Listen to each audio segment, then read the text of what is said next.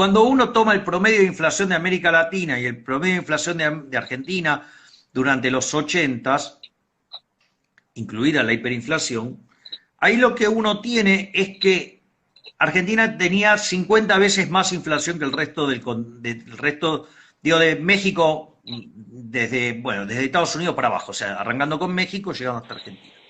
Entonces, en ese contexto, básicamente, si hoy los países de América Latina tienen 3% de inflación, una inflación del 150% es una hipermoderna, por decirlo de alguna manera. Ahora, la situación en Argentina es mucho más compleja. Sí. Y ahí juegan varias cosas. Si uno se fija, digo, en lo que va del año, ya, digamos, el gobierno, el Banco Central emitió para financiar al gobierno 1.4 billones de pesos. Lo que pasa es que, bueno, todavía no están en la calle porque básicamente los esteriliza con LELIQs y pases. O sea, el 70% está esterilizado. ¿Y por qué esto es importante? Porque cuando hoy uno mira la base monetaria, ¿sí?, que son 2.3 billones de pesos, pases y LELIQs suman 2.5 billones. Es decir, hoy hay más pasivos monetarios remunerados que base monetaria. Esto significa, a ver, los pases pueden ser desde un día hasta 7 días y lo que tiene que ver con las LELIQs tienen hasta 28 días. ¿Cuál es el tema entonces? Que en un lapso de 28 días, en caso de mediar un pánico monetario, un pánico bancario, digamos, o algo por el estilo, ustedes lo que van a encontrar es que va a haber una corrida. Y eso va a implicar duplicar la cantidad de dinero. Al duplicar la cantidad de dinero, evidentemente, sin una contrapartida de demanda, eso es suba de precios. O sea, va a haber una aceleración inflacionaria. Además, el gobierno está esperando, digamos, que este año tener un déficit primario de cerca de 8 puntos del PBI. No tiene acceso al mercado de deuda, no tiene forma de cobrarnos más impuestos, por lo tanto lo va a financiar con emisión monetaria. Entonces, lo más probable es que la emisión para financiar el fisco esté en el orden de los 3 billones de pesos. O sea, un disparate.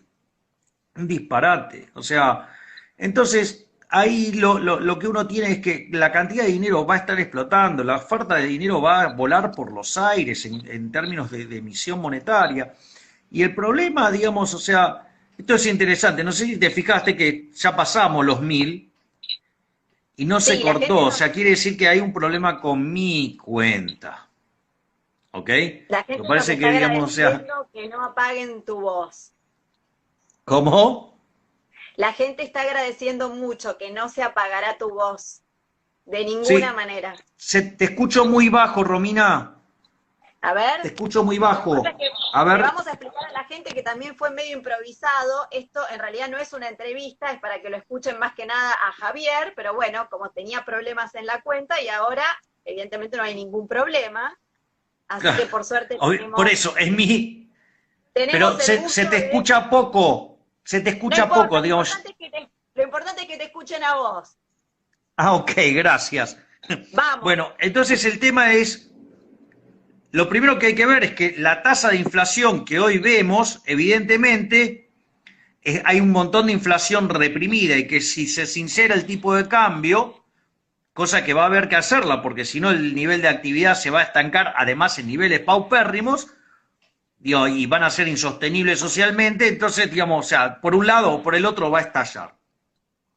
Si además también hay que tener en cuenta que esas estimaciones que hace el gobierno en realidad son estimaciones que están vinculados con un primer semestre que tuvo un déficit fiscal de 14.000 millones de dólares, pero que en realidad ese déficit, la verdad es que no, digamos, hay que pensar que el primer semestre del año es el mejor semestre en lo fiscal de Argentina.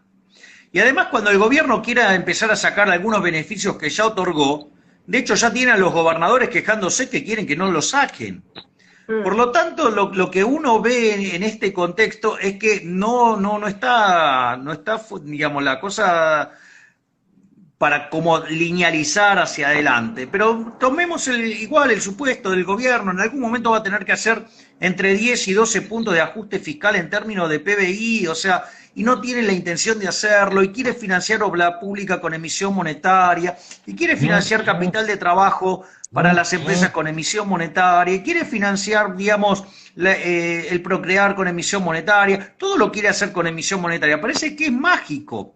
Si es así, ¿por qué, digamos, o sea, digamos, el mundo no le encontró esa vuelta?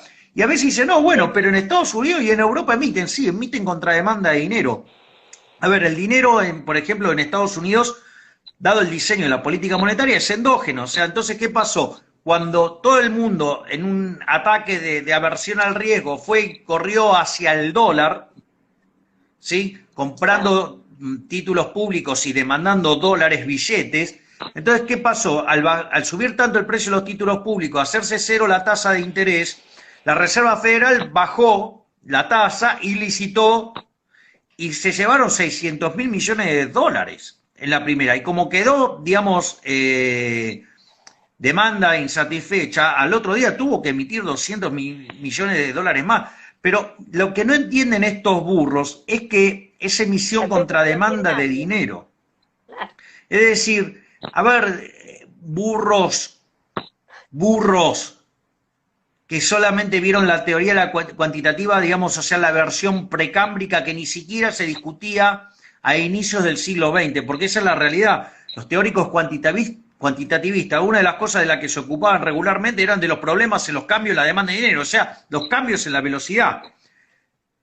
Y cómo, digamos, el Banco Central debía operar sobre eso. De hecho, la crítica central de Friedman a los keynesianos respecto a la lectura de lo que es la historia monetaria de los Estados Unidos, en su capítulo 7, la gran contracción del 29 al 33, justamente notifica esto, ¿no? O sea que frente a una situación de pánico y que aumenta la demanda de dinero, la Reserva Federal, en lugar de emitir más, contrajo. Algo, digamos, que Bernanke sí asimiló y evitó, digamos, el desastre que podría haber causado a nivel mundial lo que fue la crisis subprime. Entonces, claro, los imbéciles dicen, no, triplicó la cantidad de dinero y no hubo inflación. Sí, claro que no hubo inflación, porque emitieron contra demanda de dinero. Digamos, algo esencial e importante.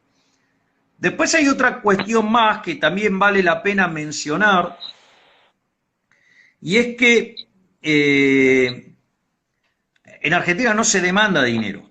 No se demanda, la gente desprecia el dinero y lo bien que hace está muy bien, porque hay que recordar que el peso es la moneda que emite el político argentino y por ende no puede valer ni excremento, porque esas mierdas, ¿sí?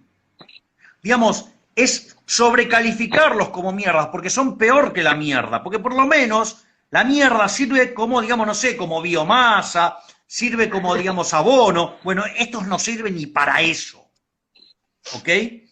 Entonces, digamos, ¿y dónde ves que la demanda de dinero se derrumba? Y que en el primer semestre Argentina tuvo un superávit comercial de más de 8.000 millones de dólares y el Banco Central perdió 1.500 millones de dólares en lo que va del año.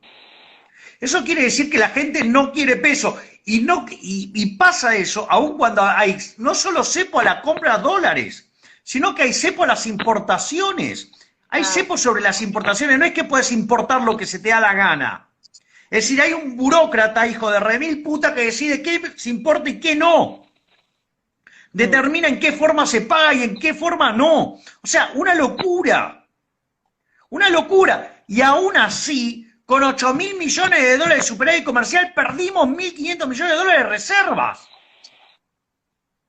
Es decir, entonces no hay demanda de dinero. Los privados el último mes se llevaron 800 palos. Sí. Comprando de a 200 dólares. O sea, 4 millones de tipos compraron 200 dólares. Entonces no hay demanda de dinero. Entonces hay una pelota de emisión monetaria y no hay demanda de dinero. No hay demanda de dinero. Entonces, digamos, eso implica que el poder adquisitivo del dinero tiene que caer. Eso significa que los precios van a subir. Y si a eso le sumamos que además se derrumba el nivel de actividad como consecuencia de la cuarentena estúpida, ¿sí? Impulsada por el sorete de Pedro Can, ¿sí? Bueno, digamos, y que Alberto Fernández lo toma casi de manera religiosa, bueno, listo.